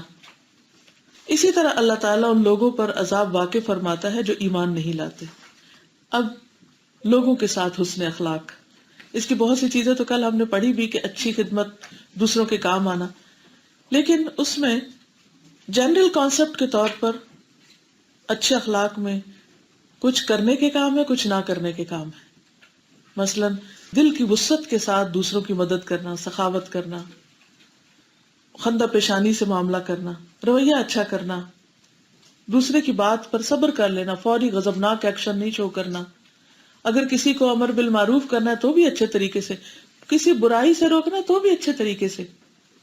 یہ نہیں کہ جو اپنے اندر غضب آ گیا بس اس غضب کا اظہار کرنا، یہ سوچنا کہ یہ ہم نہی عن المنکر کر رہے ہیں۔ یعنی دوسروں کو اپنی تکلیف سے روک لینا اور ان کی طرف سے پہنچنے والی تکلیفوں پر صبر کرنا، یہ سب اچھے اخلاق میں آتا ہے ان جنرل۔ لیکن سب سے زیادہ ہمارے اچھے اخلاق کا مستحق کون ہے لوگوں میں سے؟ گھر والے۔ گھر والوں میں سے بھی کون ہے؟ والدین۔ کیا حکم ہے قرآن کا؟ وبالوالدین احسانا، والدین کے ساتھ احسان کرو، والدین کے ساتھ احسان۔ زندگی میں ہم سب سے زیادہ تنگ کس کو کرتے ہیں، یا ہمیں سب سے زیادہ کون تنگ کرتا ہے؟ بچے۔ تو شاید اسی لیے اللہ سبحانہ وتعالیٰ نے والدین کے ساتھ اچھے اخلاق کو سب سے نمبر 1 رکھا، پرائرٹی پر رکھا۔ کس طریقے سے اچھا سلوک؟ رویے کے علاوہ مال کے ذریعے، جسمانی خدمت کے ذریعے، اگر اپنے پاس کوئی اتھارٹی یا منصب ہے، جاہ ہے، کوئی آپ کے پاس اختیارات ہیں ایسے کہ جس سے آپ ان کو بینیفٹ دے سکتے ہیں، یعنی جو آپ کے بس میں ہے حلال جائز طریقے سے، تو جو شخص والدین کے ساتھ اچھا کرے گا وہ اللہ سبحانہ وتعالیٰ کی نظر میں بھی اچھا اور بندوں کی نظر میں بھی اچھا ہے۔ کوئی بھی اسے نہیں کہے گا کہ اچھا نہیں ہے۔ لیکن اگر کوئی شخص ساری دنیا کے ساتھ اچھا ہے اور اپنے ماں باپ کے ساتھ اچھا نہیں، تو کوئی اسے کہہ سکتا ہے کہ یہ اچھے اخلاق والا ہے؟ کوئی گواہی دے سکتا ہے؟ نہیں، کیونکہ سب سے اچھا اخلاق اس کا ہے جو گھر والوں کے ساتھ اچھا ہے، اور گھر والوں میں سب سے پہلے والدین آتے ہیں۔ عبداللہ بن مسعود کہتے ہیں کہ ایک شخص نے نبی صلی اللہ علیہ وسلم سے پوچھا کہ سب سے اچھا عمل کون سا ہے، سب سے بہترین کام کون سا ہے؟ فرمایا وقت پر نماز پڑھنا، والدین کے ساتھ نیکی کرنا، پھر اللہ کے راستے میں جہاد کرنا، پھر والدین کے دوستوں کے ساتھ اچھا سلوک کرنا۔ صرف والدین نہیں، والدین کو جو پیارے ہیں ان کے ساتھ بھی اچھا کرنا، والدین کے جو سروینٹس ہوں یا ان کے متعلق لوگ ہوں یا ان کے رشتہ دار ہوں یا کوئی بھی ہو ان سے متعلق، یا جس سے وہ محبت کرتے ہیں ان سے اچھا سلوک کرنا۔ والدین کے رشتہ دار تو پھر ہمارے رشتہ دار ہو جاتے ہیں تو وہ ذوی القربہ میں آ جاتے ہیں، لیکن خاص طور پر والدین کے دوست، ان سے اچھا سلوک۔ کیا ہمیں معلوم ہے کہ ہمارے والدین کے دوست کون ہیں؟ عام طور پر تو بچے کیا کرتے ہیں، جب ماں کی دوست گھر میں آئے تو غصے سے دروازہ بند کر کے دوسرے کمرے میں چلے جاتے ہیں، آپ کے گیسٹ آئے ہیں، کوئی انٹریکشن نہیں ہوتا۔ تو ہمیں اپنے بچوں کو اگر اچھا اخلاق سکھانا ہے تو انہیں اپنے دوستوں سے بھی ملوانا ہے اور خود نمونہ بن کے دکھانا ہے۔ جب اپنے دوستوں کے گھر جائے تو ان کے بچوں کو بھی آپ نے پوچھنا ہے، کیونکہ ہمارے اوپر لازم آتا ہے کہ ہم پہل کریں، اور جیسے نبی صلی اللہ علیہ وسلم خود پہل کرتے تھے اور بچوں سے سلام دعا کرتے تھے۔ لیکن اکثر خواتین کی عادت ہوتی ہے کہ وہ خود ہی باتیں یا تو کرتے رہتے ہیں، خود الگ ایک جگہ بیٹھ گئے، بچے الگ ہودم مچاتے رہے اور بات ختم۔ اچھے برے حالات ہمیشہ آتے رہتے ہیں، جہاں بھی تعلق ہوتے ہیں، جہاں بھی محبتیں ہوتی ہیں وہاں اونچ نیچ ہوتی رہتی، لیکن جب انسان احسان کا رویہ اختیار کرتا ہے اور عفو درگزر سے کام لیتا ہے تو وہ ایک طرح سے مرہم پٹی کا کام کرتا ہے، کیونکہ بعض اوقات دونوں طرف سے کچھ نہ کچھ ایسا ہو جاتا ہے تو اس سے پھر خیر پھوٹ آتی ہے، اس سے پھر بھلائی ہوتی ہے، کیونکہ کوئی زخم اگر ہم بھرتے نہیں ہے نا اس کا کیا ہوتا ہے، وہ پین فل رہتا ہے ہمیشہ، لیکن جب ہم اس کو بھر دیتے ہیں، یعنی والدین کے ساتھ بھی بہت اچھا کرتے ہیں اور ان کے دل کو بھی ٹھنڈا کرتے ہیں، اور دوسری طرف بھی کل ہی جیسے ہم نے پڑھا کہ صلح جو ہے وہ نماز، روزے، حج، زکوٰۃ سے بھی زیادہ افضل نیکی ہے، اور جو صلح کے اپوزٹ ہے یعنی اختلاف اور فساد، وہ دین کو مونڈ دینے والا ہے، دین کا ستیہ ناش کر دینے والا ہے۔ تو اگر ہمارے والدین کے دوستوں کے درمیان یا پھر ہمارے والدین کے بہن بھائیوں کے درمیان بھی ایون، کیونکہ گھر میں بعض اوقات ایسا ہوتا ہے کہ 2 بہنوں میں اونچ نیچ ہو جاتی ہے اور بعض اوقات بچوں کے رشتوں کی وجہ سے ہوتی ہے، یا تو وہاں بھی بڑا مشکل ہو جاتا ہے ان رشتوں کو قائم رکھنا۔ لیکن یہی ہے کہ ادفع باللتی ہی احسن فاذا الذی بینک وبینہ عداوۃ کأنہ ولی حمیم۔ اور حسن سلوک جو ہے وہ صرف جواباً حسن سلوک کا نام نہیں ہوتا کہ کوئی اچھا کرے تو ہم اچھا کریں۔ اصل اچھائی کیا ہے کہ جو تم سے کٹے یا جو تم سے اچھا نہ کرے تم اس سے اچھا کرو، تو اس میں خیر بھی اسی کے حصے میں آئے گی جو اچھا کرے گا۔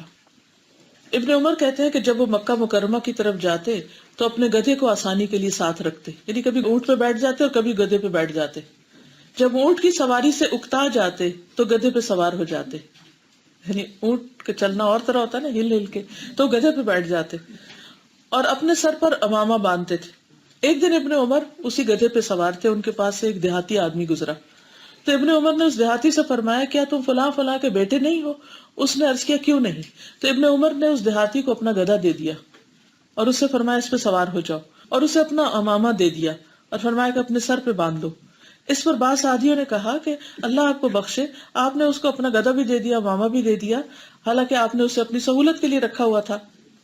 تو ابن عمر کہتے ہیں میں نے رسول اللہ صلی اللہ علیہ وسلم سے سنا، آپ فرماتے تھے کہ نیکیوں میں سب سے بڑی نیکی آدمی کا اپنے باپ کی وفات کے بعد اس کے دوستوں سے اچھا سلوک کرنا ہے۔ اس دیہاتی کا باپ حضرت عمر کا دوست تھا، تو چونکہ یہ اس کا بیٹا تھا میرے والد کے دوست کا، تو اس لیے میں نے گدھا بھی دے دیا اور امامہ بھی دے دیا۔ یعنی اب آپ دیکھیے کہ گدھا ایسے ہی جیسے کوئی کسی کو گاڑی دے دے، یا اپنا کوئی قیمتی ڈریس یا کوئی بہترین چیز کسی کو دے۔ تو صحابہ کرام کا یہی اخلاق تھا جس کی وجہ سے پھر دین جو ہے وہ ترقی پایا۔ پھر اسی طرح والدین کے علاوہ، رشتہ داروں کے علاوہ، دوستوں کے علاوہ، جنرل سینس میں البر حسن الخلق، ہر اچھا کام، ہر اچھا اخلاق نیکی ہے۔ نبی صلی اللہ علیہ وسلم نے فرمایا ہر نیکی جو تم کسی امیر یا فقیر کے ساتھ کرو وہ صدقہ ہے۔ ہر نیکی جو تم کسی امیر یا فقیر کے ساتھ کرو، یعنی دونوں کے ساتھ حسن سلوک۔ فرمایا کسی نیکی کو حقیر نہ سمجھو، اگرچہ کسی کو ایک رسی ہی دو یا جوتی کا تسمہ ہی دو۔ پھر ہم جانتے ہیں مسکرانا بھی صدقہ ہے، شاش بشاش چہرے سے ملاقات صدقہ ہے۔ پھر اسی طرح سلام پھیلانا، یہ جنت میں داخل کرنے والی چیز ہے، اور جو پہل کرے سلام میں وہ زیادہ بہتر ہے۔ پھر سچائی اختیار کرنا، کیونکہ اس میں اطمینان ہے اور جھوٹ میں شک ہے۔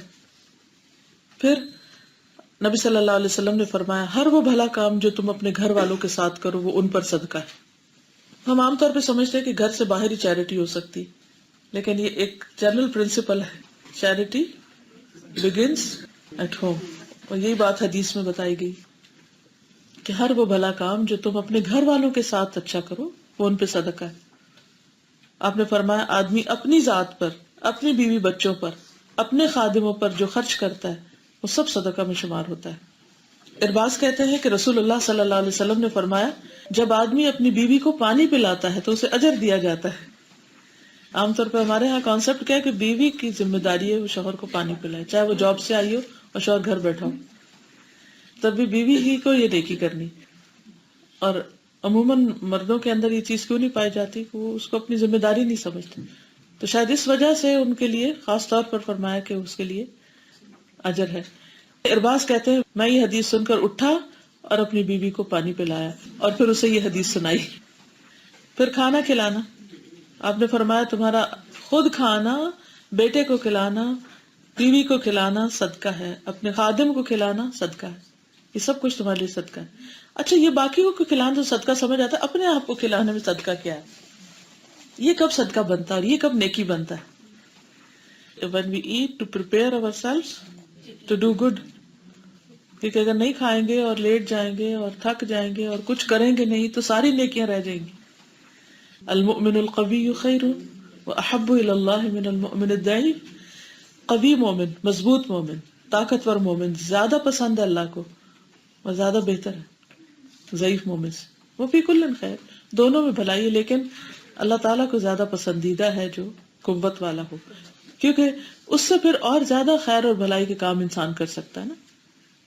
پھر کل ہی ہم نے پڑھا کہ کسی کے ڈول میں پانی ڈال دینا بھی صدقہ ہے، کسی کو سواری میں مدد دینا، اس کو سوار کرانا، اس کو سامان اوپر لادنا، پھر ہر قرض دینا بھی صدقہ ہے۔ رسول اللہ صلی اللہ علیہ وسلم فرمایا کل قرض صدقہ، اور قرض کی وصولی میں مہلت دینا وہ بھی صدقہ۔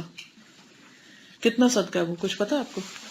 یعنی کسی کو آپ نے قرض دیا اور ایک ٹائم مقرر کیا اور پھر وہ واپس نہیں لوٹا سکا، اس نے تھوڑی اور مہلت مانگ لی، تو اس کو صدقہ شمار کیا گیا، تو کتنا ہے اس کا ثواب؟ جتنی اماؤنٹ ہے وہ سب ہر دن کی صدقہ لکھی چلی جائے گی، اور اگر کسی تنگ دست کو مہلت دی ہے تو اس کا دگنا ثواب ہے۔ پھر اپنے شر سے دوسروں کو بچانا، کہ بعض اوقات ہم غصے میں ہوتے ہیں، بعض اوقات ہمارے اندر نفرت ہوتی ہے، یا ہم کسی سے کوئی انتقام لے سکتے ہیں، لیکن ہم کیا کرتے ہیں؟ اپنے آپ کو روک لیتے ہیں۔ تو یہ بھی اچھے اخلاق کا نام ہے، یعنی جس وقت آپ کے پاس پورا وار کرنے کا موقع ہو لیکن آپ صبر کر کے روک لیں اپنے آپ کو، تو یہ اچھا اخلاق ہے۔ یعنی اچھے اخلاق میں صرف کچھ کرنا ہی نہیں بلکہ کچھ چیزوں سے خود کو روک لینا بھی ضروری ہوتا ہے۔ پھر اسی طرح قرآن مجید میں آتا ہے وَأَمَّا مَنْ آمَنَ وَعَمِلَ صَالِحًا فَلَهُ جَزَاءً الْحُسْنَى وَسَنَقُولُ لَهُ مِنْ أَمْرِنَا يُسْرًا. جو ایمان لایا، اس نے نیک عمل کیے، اسے اچھا بدلہ ملے گا، اور اسے ہم اپنے آسان سے کام کرنے کو کہیں گے، یعنی اس کے لیے اور آسانیاں پیدا کر دیں گے. فَأَمَّا مَنْ أَعْطَى وَاتَّقَى وَصَدَّقَ بِالْحُسْنَى فَسَنُيَسِّرُهُ لِلْيُسْرَى. جس نے اللہ کی راہ میں مال دیا، پرہیزگاری اختیار کی، بھلی باتوں کی تصدیق کی، تو بہت جلد ہم اسے آسانی مہیا کر دیں گے. یعنی اگر آپ چاہتے ہیں کہ آپ کے کاموں میں جو رکاوٹ ہے وہ دور ہو جائے تو کیا کریں؟ اللہ کے راستے میں مال خرچ کریں، تقوی اختیار کریں. اور تقوی کیا؟ بچنا. کس چیز سے بچیں؟ اللہ کی نافرمانی کے کاموں سے، گناہوں سے، برے اخلاق سے، برے معاملے سے. پھر اس طرح ایمان کی پہچان کیا ہے؟ جیسے ایک حدیث میں بتایا گیا کہ جب تمہیں اپنی نیکی سے خوشی ہو اور برائی بری لگے تو تم مومن ہو، یعنی اپنی برائی پر راضی نہ ہو. تو مختلف مواقع پر اپنے دل کا جائزہ لیتے رہنا چاہیے. پھر نیکی جو ہے وہ عمر میں اضافہ کرتی ہے. یعنی یہ سب کچھ کیوں کریں ہم؟ اس سے عمر میں برکت ہوتی، خصوصاً والدین کے ساتھ اور رشتہ داروں کے ساتھ صلہ رحمی کرنا. یہاں تک آتا ہے حدیث میں کہ جس نیکی کا بہت جلد اجر مل جاتا ہے وہ صلہ رحمی ہے، فوراً ریوارڈ ملتا ہے آپ کو. یہاں تک کہ کچھ گھرانوں کے لوگ فاجر و فاسق ہوتے ہیں، یعنی نماز روزہ کچھ نہیں کرتے، لیکن جب وہ صلہ رحمی کرتے ہیں تو ان کے مال بڑھ جاتے ہیں اور افراد کی کثرت ہو جاتی، یعنی برکتیں ہو جاتی ہیں. حالانکہ وہ عبادت نہیں کر رہے ہوتے، صرف ان کے اچھے اخلاق کی وجہ سے ان کے لیے دنیا میں وسعت ہو جاتی ہے، جنت کی طرف رہنمائی ملتی. ان البر یہدی الی الجنہ. دوسرے حصے میں گناہ کیا ہے، یعنی انہوں نے سوال کیا تھا نا نیکی کیا اور دوسرا کیا، گناہ کیا ہے. تو گناہ ویسے تو ہمیں قرآن و سنت سے پتہ چل جاتے ہیں کہ جن چیزوں سے اللہ سبحانہ و تعالیٰ نے روکا ہے، لیکن کچھ گرے ایریاز بھی ہوتے ہیں، ہمیں نہیں سمجھ آتی کہ کریں کہ نہ. تو ان کو کر کے ہمارے دل کے اندر کیا ہوتا ہے؟ اطمینان ہوتا ہے یا بے چینی پیدا ہوتی ہے؟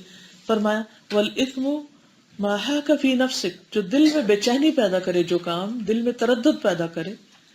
اور دوسری چیز، آپ کو یہ بات اچھی نہ لگے کہ کسی اور کو وہ معلوم ہو، یعنی وہ کام آپ چھپ کے کریں، چھپا کے کریں، وہ پھر غلط کام ہے.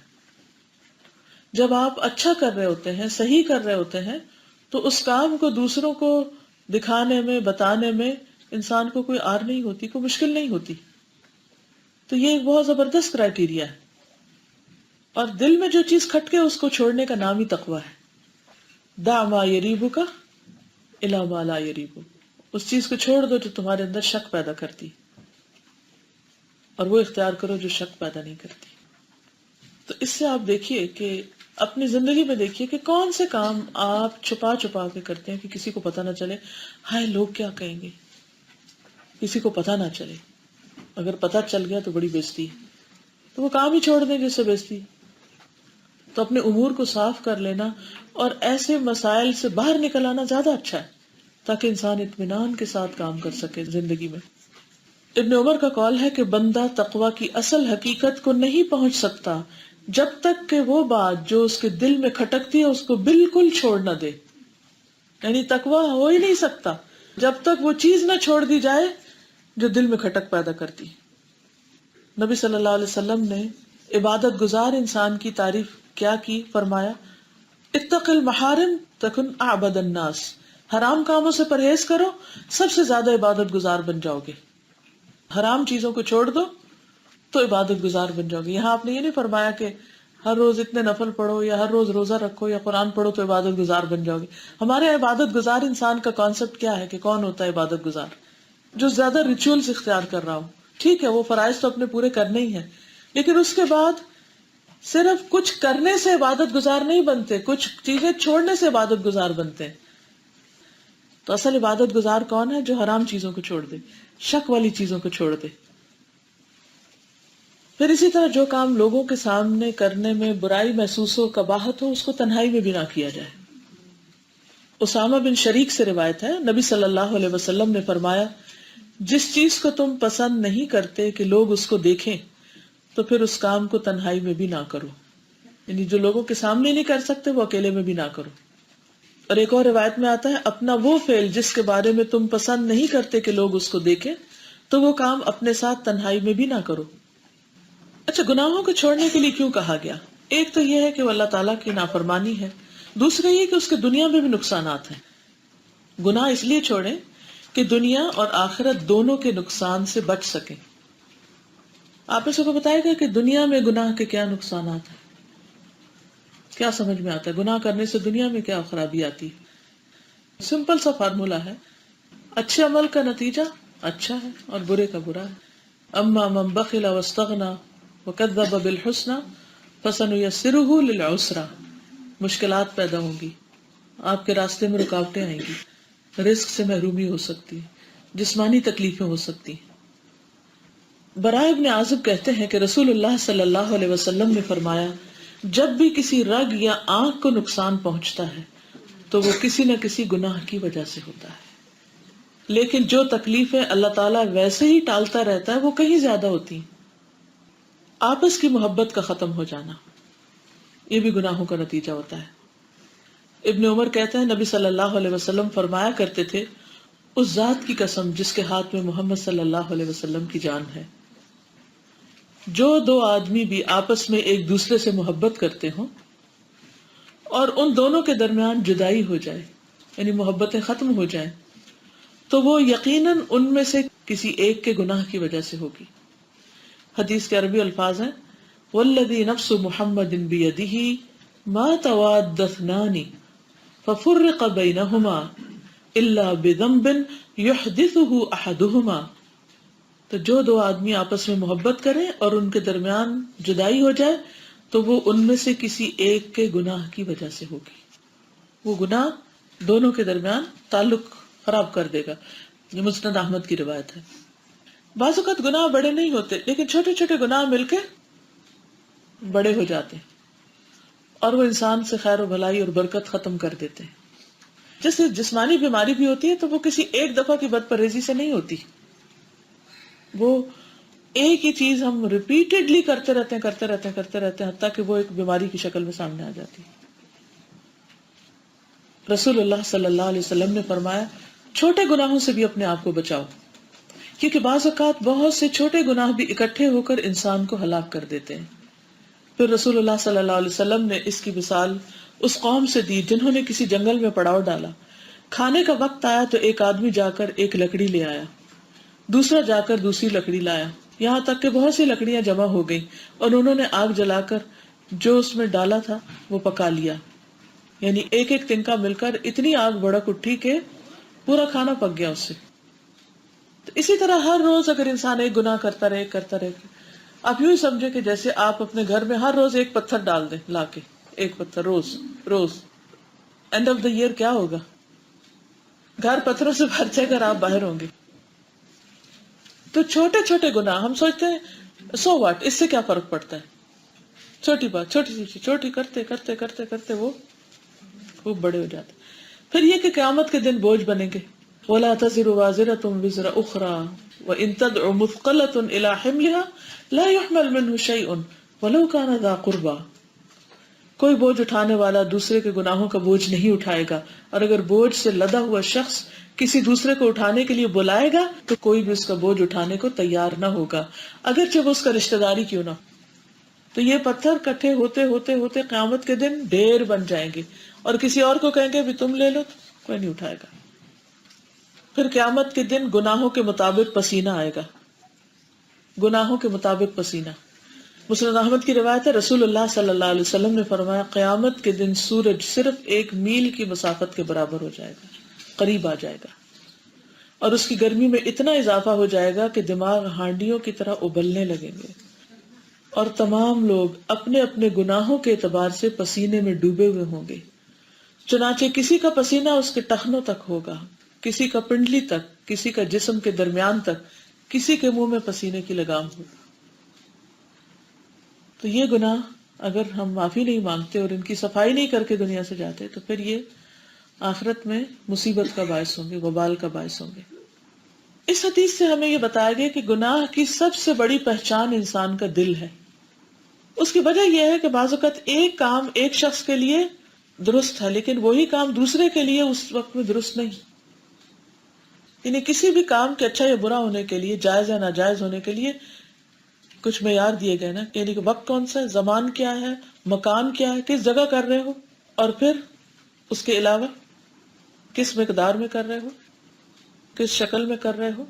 پیچھے میں نے آپ کو دی تھی نا یہ مثالیں کہ کوئی بھی چیز اچھی ہے یا بری ہے تو یہ دیکھا جائے گا کہ کس ٹائم پر کی جا رہی ہے. اب مثلاً گھر والوں کو سخت بھوک لگی ہے اور آپ نوافل پہ نوافل پڑھ رہے ہیں، تو نوافل پڑھنا کیا ہے؟ اچھا کام ہے. لیکن اس وقت جب کہ لوگ پریشان ہیں بھوک سے، آپ نوافل پڑھ رہے ہیں، تو اب نوافل پڑھنا کیا ہوگا؟ اور آپ کا دل بھی آپ کو بتائے گا. بچے کی رونے کی آوازیں آپ سن رہے ہیں اور آپ کہہ رہے ہیں نہیں میں تو نفل پڑھ رہی ہوں، یہ اتنا اچھا کام ہے، یہ میں نہ کروں.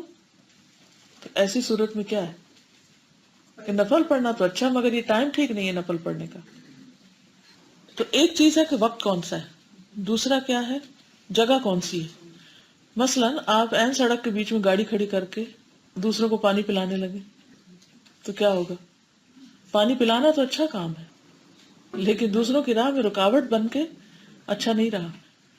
پھر مقدار کیا ہے اس کی. مثلاً صدقہ خیرات کرنا، غریبوں کی مدد کرنا اچھا ہے، لیکن آپ اپنے گھر والوں کو بھی کھانا اٹھا کے انہیں دے آئیں تو یعنی آپ ان کو بھی دیں اور باہر والوں کو بھی دیں. کبھی ایسا ہو سکتا ہے کہ باہر والے سخت محتاج ہیں اور آپ کے گھر والوں کے لیے تھوڑی دیر میں پھر بن جائے. بعض اوقات کوئی مہمان آ جاتا ہے نا تو آپ اپنے گھر والوں کہتے تھوڑا صبر کر لو بعد میں ملے گا، پہلے ان کو کھلا دیتے.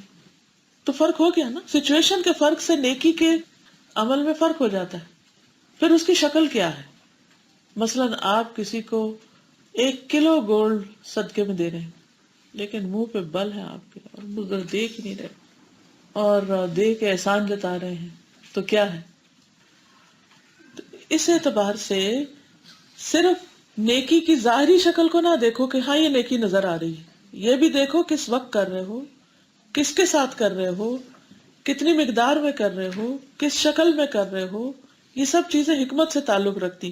ان کے لیے تھوڑے سے دل کی آنکھیں کھلی رکھو اور دل میں جھانک کے دیکھو دل کیا کہتا ہے. دل سے مراد یہاں کیا ہے، جسے ہم ضمیر کہتے ہیں. تو ضمیر کھٹک جاتا ہے کہ دیکھو دوسرا محتاج ہے اور تم کیا کر رہے ہو. مثلاً آپ کو اللہ نے بہت کچھ دیا ہے اور آپ کے بہن بھائیوں کے پاس نہیں ہے، ان کے پاس بچوں کی فیس دینے کے لیے بھی پیسے نہیں کہ وہ بیسک نیڈ اپنی پوری کر سکے، اور آپ کے پاس ماشاءاللہ اتنا ہے کہ آپ کا بیٹا ہر سال گاڑی چینج کرتا ہے، نئے ماڈل کی لاتا ہے.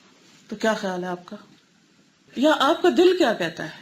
آپ کو نظر آ رہا ہے کہ وہ کدھر جا رہے ہیں، ان کے حالات کیا ہیں، اور آپ کو نظر آ رہا ہے آپ کے اپنے گھر میں کیا ہو رہا ہے. جو ہی آپ کا بیٹا ماڈل چینج کر کے لائے گا تو آپ کا دل بہت خوش ہوگا، یا آپ کو نظر نہیں آئے گا کہ دوسری طرف کس چیز کی ضرورت ہے. گاڑی تو ایک ضرورت ہے نا، ٹھیک ہے اسٹیٹس سمبل بھی ہوتی ہے، لیکن اس سے پہلے ضروریات اپنی بھی اور دوسروں کے بھی سامنے رکھ کے دیکھیں. تو بعض اوقات انسان اپنی ضرورت کو، اپنی چاہت کو پیچھے کر دیتا ہے اور دوسرے کی ضرورت کو پوری کر دیتا ہے.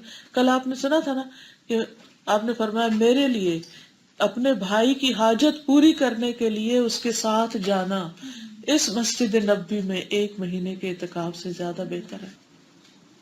کیوں؟ اس لیے کہ اس وقت وہ پریشان ہے تو مجھے اس وقت اس کو دیکھنا ہے. کیونکہ شاید ابن عباس ہی تھے تو وہ اعتکاف میں تھے مسجد میں، تو کوئی باہر سے شخص آیا تو اس نے اپنی پریشانی کا ذکر کیا تو وہ اس کے ساتھ چل دی کہ چلو میں تمہارے ساتھ چلتا. تو انہوں نے کہا کہ آپ تو اعتکاف میں ہیں. میں نے کہا کہ میں نے نبی صلی اللہ علیہ وسلم سے سنا ہے کہ 1 مہینے کے اعتکاف سے بہتر ہے کسی کی مصیبت میں اس کے ساتھ جانا. اب اعتکاف کرنا بہت بڑی نیکی، لیکن اس وقت اگر کسی شخص کے اوپر ایسی مصیبت آ گئی ہے کہ آپ کے پاس حل ہے تو آپ اٹھیے، چھوڑیے اعتکاف اور جا کے اس کا مسئلہ حل کیجیے.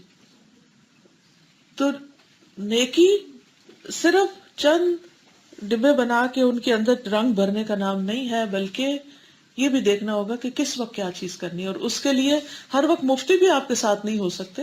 آپ کو اپنے دل سے، اپنے ضمیر سے ایمانداری اور سچائی کے ساتھ پوچھنا چاہیے کہ اس وقت مجھے کیا کرنا چاہیے. جب آپ اپنے دل کی آواز پر لبیک کہیں گے، نفس پہ نہیں، خواہشات پہ نہیں، ضمیر پہ. فرق ہے ان میں، کیونکہ دونوں ہی چیزیں اندر ساتھ ساتھ ہی ہیں. وہ بھی بڑی فائن لائن ہوتی ہے. فَأَلْهَمَهَا فُجُورَهَا وَتَقْوَاهَا، ساتھ ایک ہی جگہ رہتے ہیں وہ. تو اس وقت پھر آپ کو فیصلہ کرنے میں مشکل بھی بعض اوقات ہوتی ہے. دل چاہتا ہے یہ کر لیں، ضمیر کہتا وہ کر لیں. پھر آپ دل کو پیچھے کر کے ضمیر کی آواز، یعنی دل سے مراد خواہش، یہاں خواہش کو پیچھے چھوڑ کے ضمیر کی آواز پہ لبیک کر کے اپنا کام کر لیتے ہیں. تو اس پر آپ کو جو اطمینان نصیب ہوتا ہے، یہی اطمینان دراصل نیکی ہے. ورنہ بعض اوقات بڑی بڑی نیکیاں کر کے بھی آپ کو اطمینان نہیں ہوتا، چین نہیں آتا. یو آر آلویز کچھ اور تلاش کر رہے ہوتے ہیں کہ دل نہیں ٹھکا، دل کو چین نہیں آیا، راضی نہیں ہے دل. تو کچھ لوگ ماشاءاللہ اس معاملے میں بہت آنےسٹ ہوتے ہیں، وہ اپنے اندر کی آواز کو سنتے ہیں. لیکن جس کا دل سلامتی والا ہوگا، آنےسٹ ہوگا، تو اسی کے اندر ہی تردد ہوگا. جس کا دل سخت ہوگا اور جس کے اندر منافقت ہوگی اور دھوکا ہوگا، تو وہ تو پھر اس کو اسی طرف لے جائے گا. تو یہ ضابطہ اور قاعدہ مومن کے لیے، منافق کے لیے نہیں ہے. منافق اس وقت اپنے مطلب اور فائدے کی چیز سوچے گا. وہ اس وقت یہ نہیں دیکھے گا کہ دین کا فائدہ کس میں ہے، وہ اس وقت یہ نہیں دیکھے گا کہ میری آخرت کا فائدہ کس میں، کیونکہ منافق تو آخرت پر ایمان ہی نہیں رکھتا، وہ آخرت کا فائدہ کیوں سوچے گا. تو مومن وہ ہے جو دل میں کھٹک پیدا کرنے والی چیز کو چھوڑ دے، کیونکہ نبی صلی اللہ علیہ وسلم نے فرمایا ما انکر قلبک فدعہ، جو چیز تمہارا دل ناپسند کرے اسے چھوڑ دو. پھر اسی طرح جو فاسق ہوتا ہے، نافرمان ہوتا ہے، وہ ڈھٹائی کے ساتھ گناہوں کا اظہار کرتا ہے، اعلان کرتا ہے.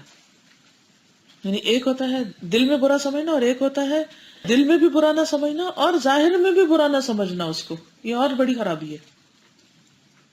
رسول اللہ صلی اللہ علیہ وسلم نے فرمایا میری تمام امت کو معاف کر دیا جائے گا سوائے گناہوں کو کھلم کھلا کرنے والوں کے، اوپنلی کرنے والوں کے.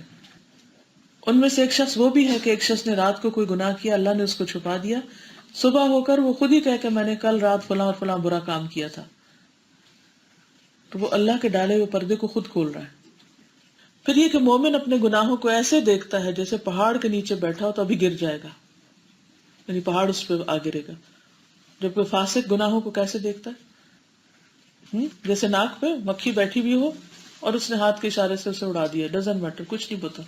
بڑا بڑا گناہ کر کے انسان کے سو واٹ، کیا ہوا. ابن مسعود کہتے ہیں کہ وہ شخص ہلاک ہوا جس کا دل نیکی کو نیکی اور برائی کو برائی نہ سمجھے، یعنی دل ہی دھوکہ دے رہا ہے اس کو. اسی طرح بعض لوگ ڈھٹائی کے ساتھ حرام کام کرتے ہیں، غلط کام کرتے ہیں، ان کو بتایا بھی جائے تو وہ اس کی جسٹیفیکیشن دینے لگتے ہیں. تو اب اگر ہم یہ چاہتے ہیں کہ ہمارا دل ہمیں گواہی دے اور بتائے، تو سب سے پہلے ہمیں اپنا ایمان مضبوط کرنا چاہیے، جیسے شروع میں بھی بات ہوئی تھی.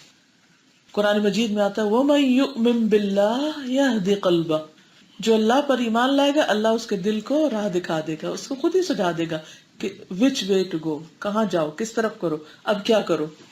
پھر قرآن مجید کی تلاوت اور تدبر مسلسل، کیونکہ قرآن شفا ہے، دلوں کی بیماریاں خرابیاں دور کرتا رہتا ہے، دھوتا رہتا ہے.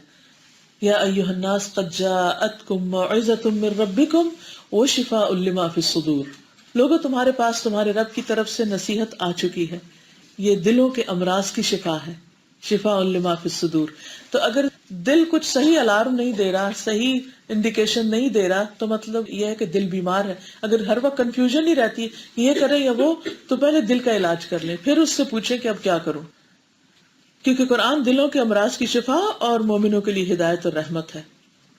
پھر گناہوں سے بچتے رہنا، کیونکہ گناہ دل پہ غالب آ جاتے ہیں. حدیث میں آتا ہے الاثم حواز القلوب، گناہ دلوں پہ غلبہ پا لیتے ہیں. پھر وہ جو اس دل کو کنٹرول کر لیتے ہیں تو اس کے اندر سے نیکی اور برائی کی پہچان ہی ختم ہو جاتی ہے.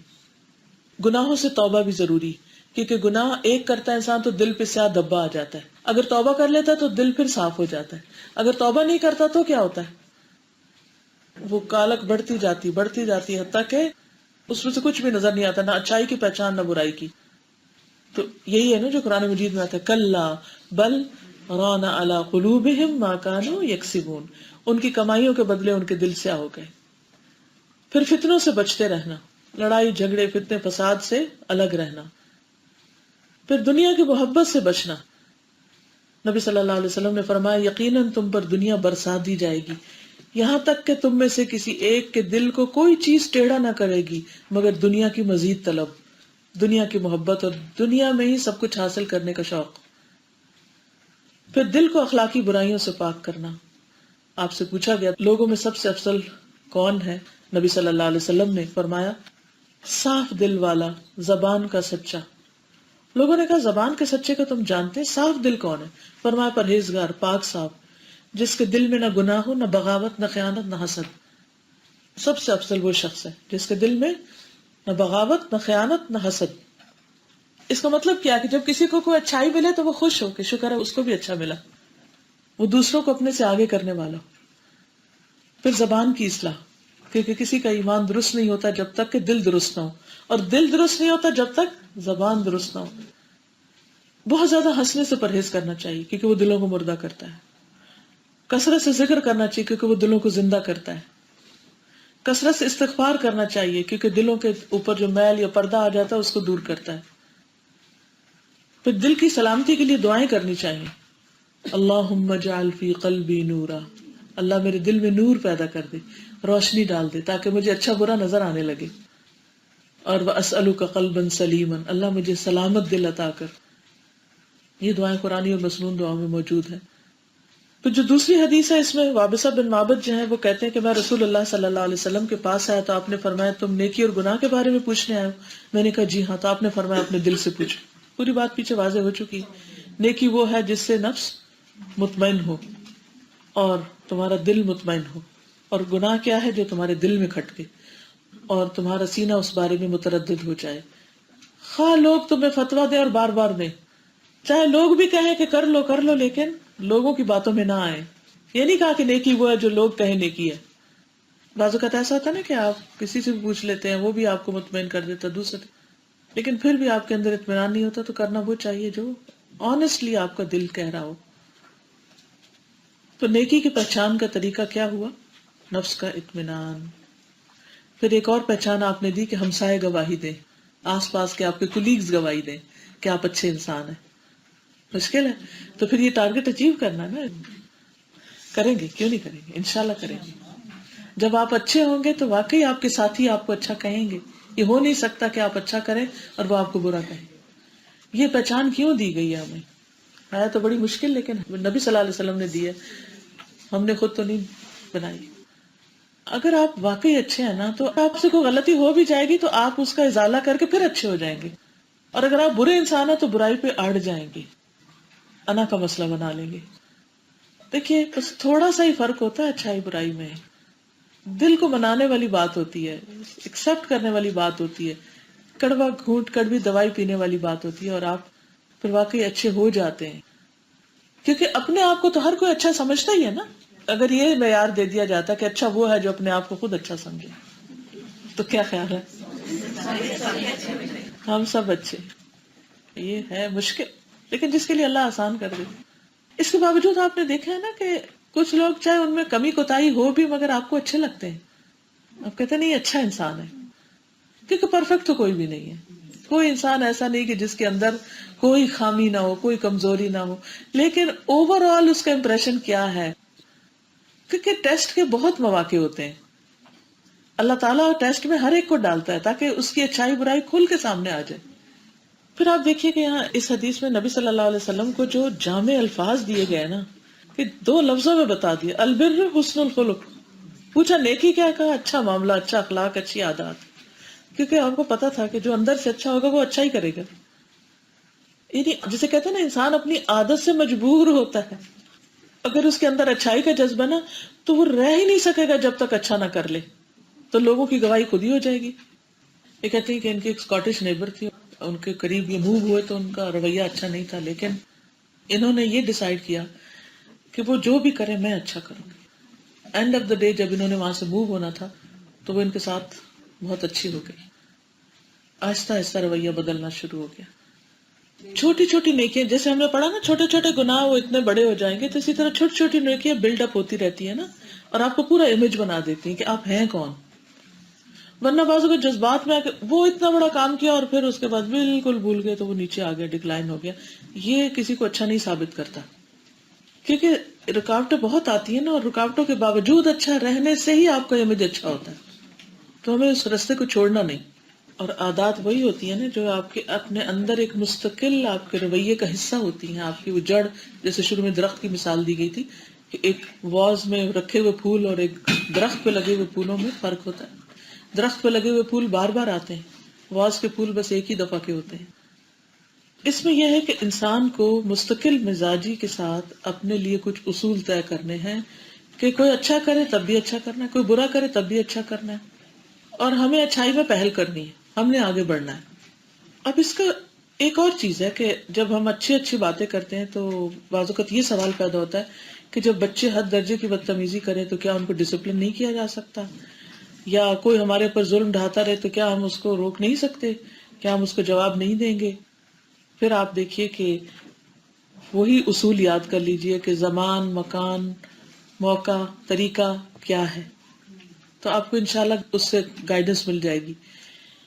کس وقت بچے کو ڈانٹنا ہے، کس وقت نہیں، اسے سب کے سامنے نہیں کرنا، اس کو بٹھا کے آرام سے بات کرنی ہے، اس کو روکنا ہے، ڈسپلن کرنا ہے. نبی صلی اللہ علیہ وسلم سختی بھی کرتے تھے بعض مواقع پر، لیکن آپ نے اپنی ذات کے لیے کبھی انتقام نہیں لیا. خرابی وہاں ہوتی ہے جب ہم اپنے فرسٹریشن نکال رہے ہوتے ہیں، بچے کی اصلاح نہیں کر رہے ہوتے، اپنی فرسٹریشن دور کر رہے ہوتے چیخ چلا کے، یہ خرابی ہے.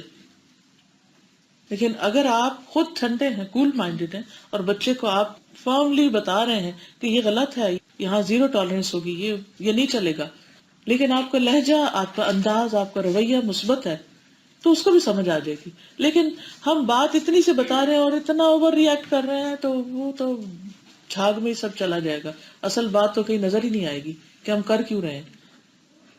اس بات کی مجھے اس وقت سمجھ آئی تھی کہ جب ایک دفعہ میں نے اپنی ایک بیٹی کو بہت غصے میں بات کی تو اس نے آگے سے غصہ نہیں کیا، اور میں جب غصہ کر چکی تو مجھ سے پوچھتی کہ مجھے وہی سمجھ نہیں آئی آپ نے کیوں ڈانٹا مجھے.